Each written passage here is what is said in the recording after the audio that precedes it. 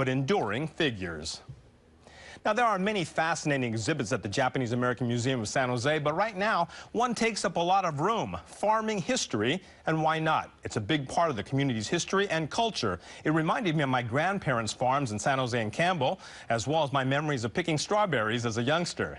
Now, joining me now is a man I've known for many years and who deserves this beautiful dressed-up set for our agricultural theme. He is Jimi Yamaichi, founder and chief curator at the Japanese American Museum of San Jose. Jimmy, great to see you again, and welcome to the show. Give us a little idea, first of all, your own family and your connection to this agricultural past. I think it starts way back when my dad, he came here about 1908 and worked on the different farm as a farm help, and then got married. And as soon as he got married, he wanted to start his own farm. So in 1917, he got his bride, and 18, he started farming.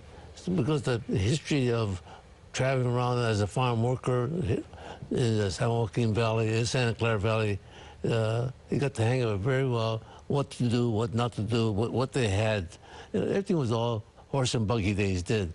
But you know, with all that hardship and all that, they were able to learn from what the past. And then he's not the only one.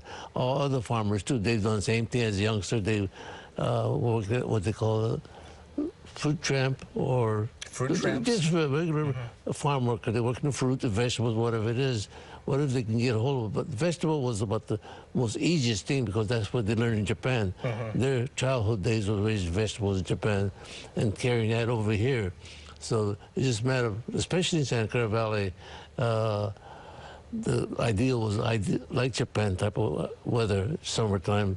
Japan is a little more hotter and humid, but then again, general idea. So they, with that condition, they learned, and they learned to really propagate the idea.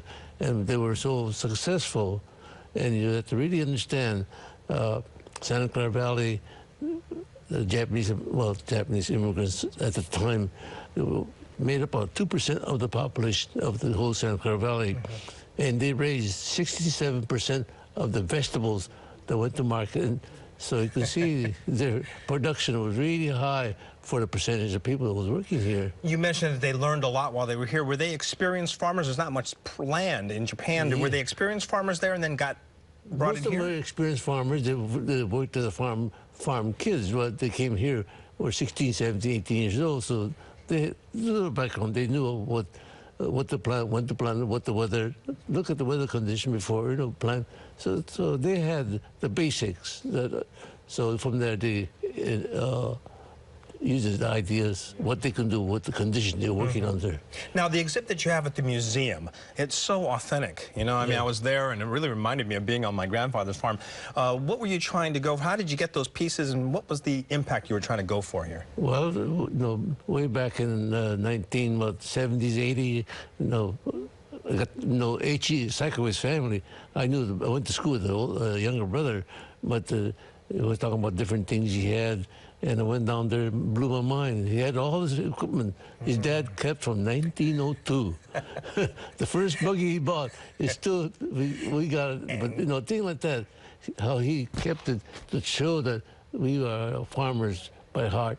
And he was a collector by heart, too. And the farming was very important, right? Because during the internment, a lot of people lost their farms and property, and if it hadn't been for farming, they might not have survived, huh? Yeah, that's right. They had a hard time starting, but a lot of things that you see go along. The strawberry sharecropping, after they come back from camp, that was a big thing. And then they went into the flower business, raising carnation and chrysanthemum. So they learned all that fast was all tied together. So they did very well. Sure, some of them didn't do well, but the majority of them came out of it pretty good after coming back from camp. And we'll certainly see how that expanded. Jimmy, I think this exhibit is going to give people much more appreciation of the agricultural history. Thank you very much for being here.